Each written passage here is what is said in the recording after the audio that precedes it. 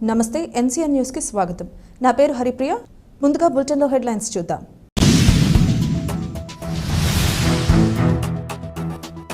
అన్ని వర్గాలకు న్యాయం చేసే బాధ్యత మాది. రాష్ట్ర మంత్రివర్యులు కందుల దుర్గేష్.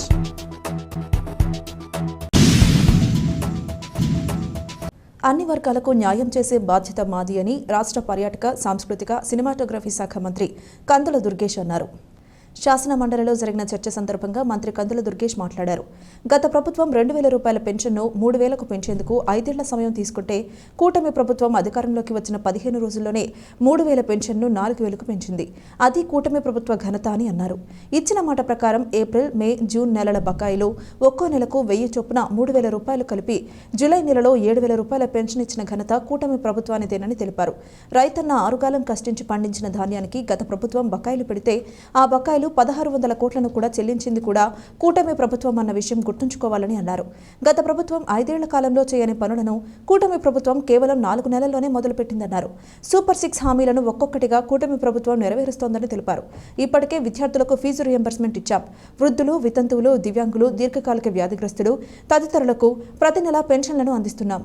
గత ప్రభుత్వ హయాంలో పెన్షన్ ముష్టి 3,000 ఇస్తే ఈ ప్రభుత్వంలో దివ్యాంగులకు 6,000, మంచానికి పరిమితమైన దీర్ఘకాలిక వ్యాధిగ్రస్తులకు 15,000 అందిస్తున్నామన్నారు. అనతి కాలంలోనే ఇన్ని మంచి పనులు చేస్తున్న కూటమి ప్రభుత్వాన్ని మెచ్చుకోవాల్సింది పోయి విమర్శిస్తారా?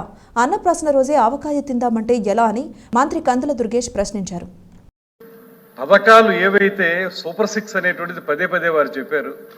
సూపర్ 6 పథకాలను ఏ రకంగా ఈ ప్రభుత్వం అమలు చేస్తుంది అనేటువంటి విషయంలో ఈ ప్రభుత్వానికి స్పష్టమైన అవగాహన ఉంది. అందుకే మీరు దయచేసి వినండి, మీరు 2,000 రూపాయల పెన్షన్ని 3,000 రూపాయలు పెంచడానికి మీకు 5 సంవత్సరాలు పట్టింది. ఇదే ప్రభుత్వం వచ్చిన అధికారంలోకి వచ్చిన 15 రోజుల్లో 3,000 రూపాయలు 4,000 రూపాయలకు పెంచినటువంటి ఘనత ఈ ప్రభుత్వానికి దక్కుతుంది. అంతేకాదు, మేము ఏప్రిల్ నెలలో ప్రకటించాం. ఏప్రిల్ నెలలో ప్రకటిస్తే అప్పుడు మా ప్రభుత్వం లేదు. ఏప్రిల్, మే, జూన్ 3 నెలలకు కలిపి ఏదైతే ఒక్కొక్క 1,000 రూపాయలు ఇవ్వాలో దాన్ని కూడా కలిపి జూలై నెలలో ఇచ్చినటువంటి పెన్షన్లే 7,000 రూపాయలు ఇచ్చినటువంటి ఘనత ఈ ప్రభుత్వాన్ని.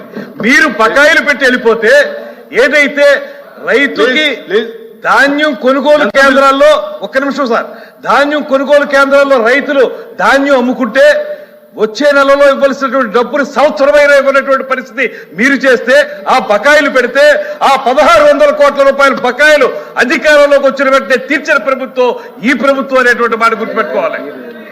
ఫీజు రియంబర్స్మెంట్ 4,000 రూపాయలు. ఇప్పుడు మీరు సూపర్ 6 చెప్పారు. ఇవాళ సూపర్ 6లో ఒక్కొక్కటి తీసుకుంటా ఉన్నాం. మేము కార్యక్రమాలు ఈ ప్రభుత్వం వచ్చి 4 నెలలైంది. మీరు 5 సంవత్సరాల్లో చేయలేని పనుల్ని 4 నెలల కాలంలో మొదలుపెట్టాం. అన్నప్రాసన నాడే ఆవకాయనం తినేస్తానంటే మీరేమి చేయలేకపోయారు తింటామని. ఇవాళ మేము చెప్తా ఉన్నాం, 4 నెలల కార్యక్రమంలో ఒక్కొక్కటి ప్రారంభించుకున్నాం. ఒక పక్కన ఫీజు రియంబర్స్మెంట్, ఒక పక్కన పెన్షన్లు.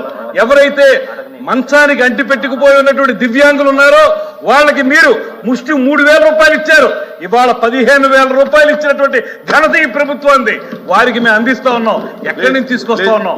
మీరు అప్పులు చేసి వెళ్ళిపోతే ఆ అప్పులు తిప్పలు మేము పడుతున్నాం.